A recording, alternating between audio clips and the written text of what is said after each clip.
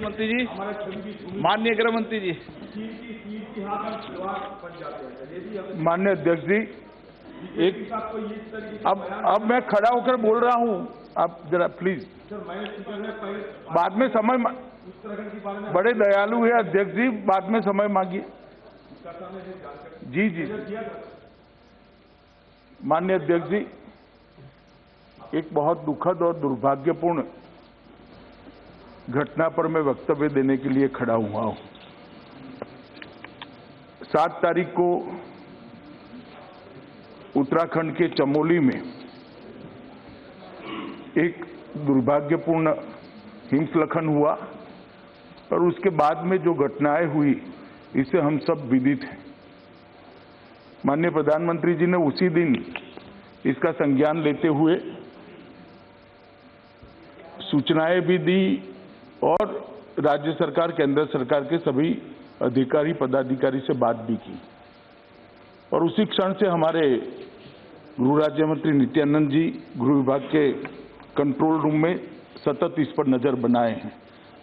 कल शाम तक की जो फैक्चुअल पोजीशन है, क्योंकि पोजीशन बदलती रहती है, कल शाम तक की 5 बजे की सारे तथ्यों को एक वक्तव्य के रूप में मैं आपकी अनुमति से सदन के सामने रखता हूं। 7 फरवरी 2021 को सुबह लगभग 10 बजे उत्तराखंड के चमोली जिले में अलकनंदा की एक सहायक नदी ऋषि गंगा नदी के ऊपरी जलग्रहण क्षेत्र में एक हिमस्खलन की घटना घटी, जिसके कारण ऋषि गंगा नदी के जलस्तर में अचानक काफी वृद्धि हो गई। ऋषि गंगा नदी के जलस्तर में वृद्धि के कारण एक बाढ़ आई, उससे 13.2 मेगावाट का कार्यरत छोटी जल विद्युत परियोजना बह गई। इस अचानक आई बाढ़ ने निचले क्षेत्र में तपोवन में धौली गंगा नदी पर स्थित एनटीपीसी की निर्माणाधीन 520 मेगावाट की जल विद्युत परियोजना को भी नुकसान पहुंचाया है। उत्तराखंड सरकार ने यह बताया है कि बाढ़ से निचले क्षेत्र में अब कोई खतरा नहीं रह गया है और साथ ही साथ जलस्तर में भी कमी आ रही है। केंद्र और राज्य सरकार की सभी संबंधित एजेंसियां स्थिति पर कड़ी निगाह रखे हुए हैं। 7 फरवरी 2021 के उपग्रह डेटा के अनुसार ऋषि गंगा नदी के जलग्रहण क्षेत्र में समुद्र तल से लगभग 5600 मीटर ऊंचाई पर एक ग्लेशियर के मुहाने पर हिमस्खलन हुआ, जो ग्लेशियर लगभग 14 वर्ग किलोमीटर क्षेत्र का था, जिसके कारण ऋषि गंगा नदी के निचले क्षेत्र में फ्लैश फ्लड की परिस्थिति बन गई। उत्तराखंड सरकार से प्राप्त सूचनाओं के अनुसार अभी तक 20 लोगों की जानें जा चुकी हैं और 6 लोग घायल हैं। प्राप्त जानकारी के अनुसार 197 व्यक्ति लापता है, जिसमें एनटीपीसी के निर्माणाधीन परियोजना के 139 व्यक्ति, ऋषि गंगा कार्यरत परियोजना के 46 व्यक्ति और 12 ग्रामीण शामिल हैं। राज्य सरकार ने यह सूचना विभिन्न स्रोतों के माध्यम से इकट्ठा कर दी है, जिसमें परिवर्तन संभव है। एनटीपीसी परियोजना के 12 व्यक्तियों को एक टनल के अंदर से सुरक्षित बचा लिया गया है। ऋषि गंगा परियोजना के भी 15 व्यक्तियों को घटना के समय ही सुरक्षित बचा लिया गया है।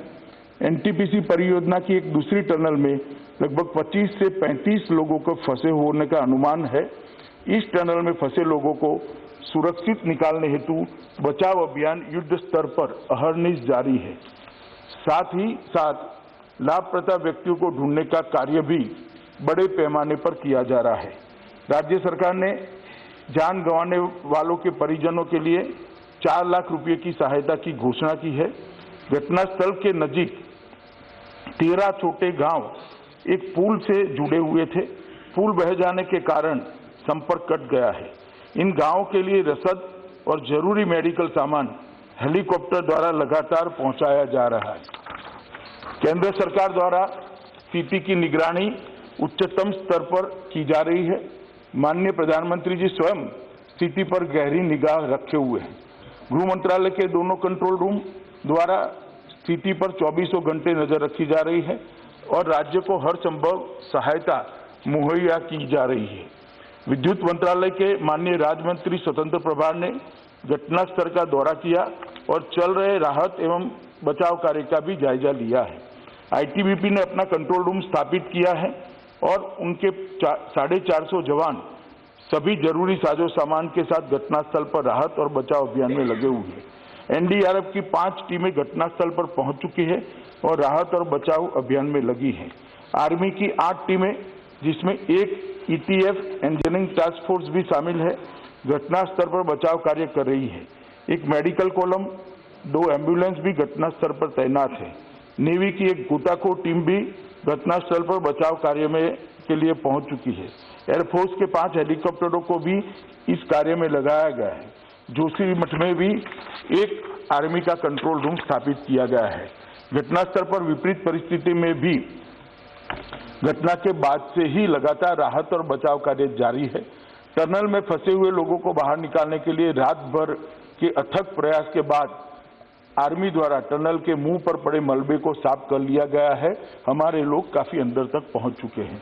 केंद्रीय जल आयोग को जो कर्मचारी अलकनंदा और गंगा बेसिन हरिद्वार तक में कार्यरत है, उनको अलर्ट पर रखा गया है। सशस्त्र सीमा बल की एक टीम भी घटनास्थल पर पहुंच चुकी है। डीआरडीओ की एक टीम भी हिमस्खलन की निगरानी कर रही है, जो घटनास्थल पर पहुंच चुकी है। एनटीपीसी के सीएमडी भी घटनास्थल पर पहुंच चुके हैं। नेशनल क्राइसिस मैनेजमेंट कमेटी की मीटिंग दिनांक 7 फरवरी को ही 4:30 बजे कैबिनेट सचिव की अध्यक्षता में हुई, जिसमें सभी संबंधित एजेंसियों को समन्वय के साथ कार्य करने और राज्य प्रशासन को सभी जरूरी सहायता उपलब्ध कराने का निर्देश दिया गया है। केंद्रीय एजेंसियों के साथ साथ जिला प्रशासन, पुलिस, राज्य आपदा प्रबंधन विभाग भी राहत और बचाव कार्य में जुटे हैं। एसडीआरएफ की 2 टीमें भी राहत में जुटी हुई है।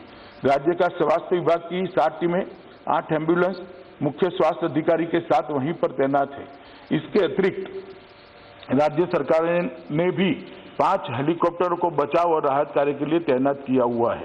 घटना के बाद सभी जगह बिजली की बहाली पूर्ण कर दी गई है। बीआरओ और राज्य पीडब्ल्यूडी द्वारा 5 पूर्ण रूप से टूटे हुए पुलों की मरम्मत का काम शुरू कर दिया गया है।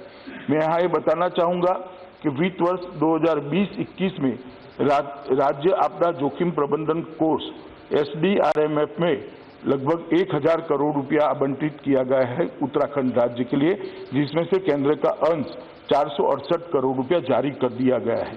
मैं सदन को केंद्र की ओर से आश्वस्त करना चाहता हूं कि राहत और बचाव कार्य के लिए सभी संभव उपाय राज्य सरकार के साथ समन्वय बिठाकर केंद्र की ओर से किया जा रहे हैं और जो भी आवश्यक कदम उठाना जरूरी है, उसको भी उठाने में केंद्र सरकार की पूरी तैयारी है।